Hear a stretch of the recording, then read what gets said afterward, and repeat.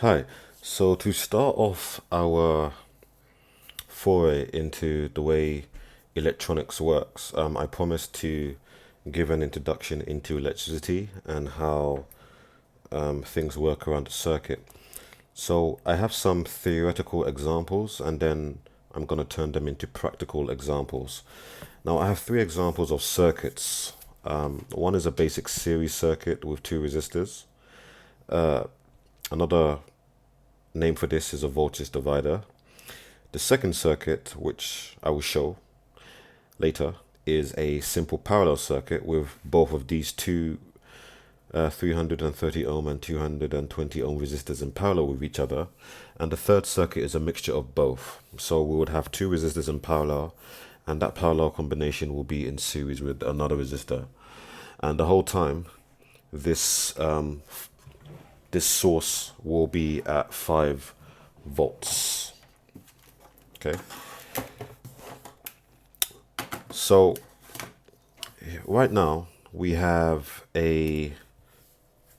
voltage coming out of the battery and a current flows. Okay, this current has picked up 5 volts from the battery. It flows and it drops some of the current on this resistor here and the rest of the current on that resistor there. There is a certain protocol into using Ohm's law to do circuit analysis on circuits such as these. It's very straightforward. The first step is to first of all calculate the total circuit resistance. Now in series, it's as simple as adding both resistors together, and that will be your total circuit resistance. So in this case, it's 330 plus 220 equals 550 ohms in total. Okay, so that's the total circuit resistance. The second stage is to use Ohm's law to calculate the total circuit current. And Ohm's law, as you know, is V equals IR. We have the total circuit voltage, which is 5 volts. We have the total circuit resistance, which is 550 ohms. And we simply plug the values into the equation, rearrange for I, and we get a total circuit current of around about 0.01 amps. Now this is very important because that same current of 0.001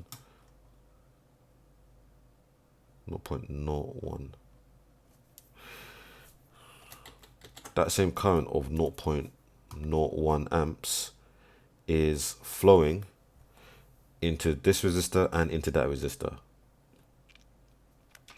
So this current is carrying 5 volts and it's dropping some of it on that resistor and dropping the rest on that resistor. So we can use that to look at each resistor individually. So now that we have the total circuit current in series, the total circuit current never changes. The current never changes. So we can use Ohm's law to calculate the voltage dropped on the individual resistors. So V1 is resistor 1 and R1 is the resistance of resistor 1. V1 is the voltage dropped on resistor 1.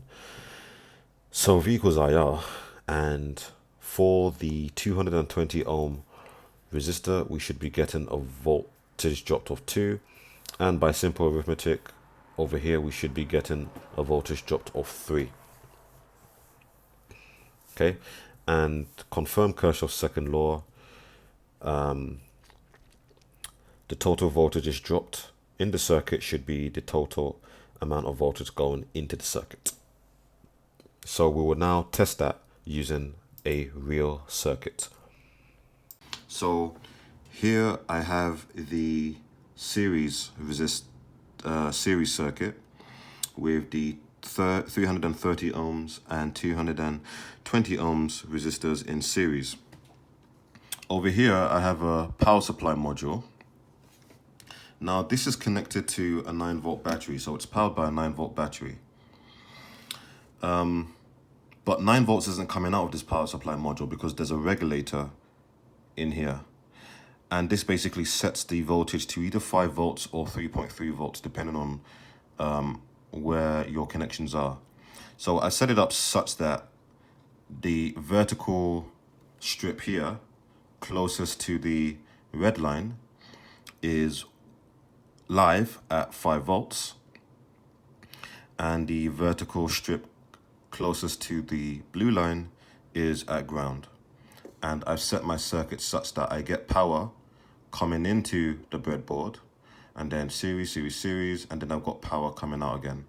And that's the sideways view of how I've connected it all up. Very straightforward, very simple. So before we actually put power into this, let's confirm the resistances of our resistors using the multimeter which I have here. So it's an auto range multimeter. It was very inexpensive, about £20 off of Amazon. Link will be in the description if you're interested in buying one. Set it to measure ohms, and by convention I always like to put the red as, you know, live and black as a ground.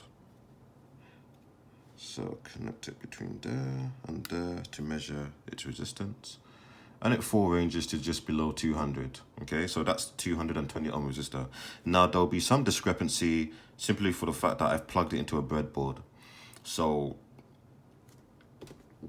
I'm not going to go into why there's a discrepancy and why it won't read exactly to 220 ohms, but electricity kind of does what it wants if you're not very, very careful.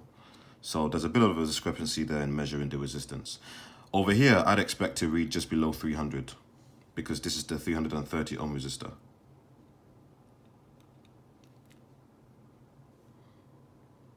And 276 ohms, okay. That's a slightly bigger discrepancy, but not game breaking. All right, so let's set this multimeter to measure DC voltage because we have a DC power supply here, and let's turn it on. So power is now going from this pin all the way down the red strip, and this yellow solderless wire feeds off of that power and gives 5 volts into the breadboard on this side. 5 volts, some of it gets dropped along there, some of it gets dropped along there. By the time the current flows back into ground, they have no voltage ready to pick up more voltage at the power supply. So in our theory, we calculated that we should read about 2 volts there and 3 volts there. So let's see if that's the case. So connect the voltmeter in parallel, and we read 2 volts on the multimeter. That's very good. So connect them in parallel across the 300 ohm resistor, and we should read 3 volts. And so that's 2.99, that's basically 3. So 3 plus 2 is 5. So Kirchhoff's second law has been obeyed. 5 volts came in, 5 volts was dropped along the entirety of the circuit. Energy conservation.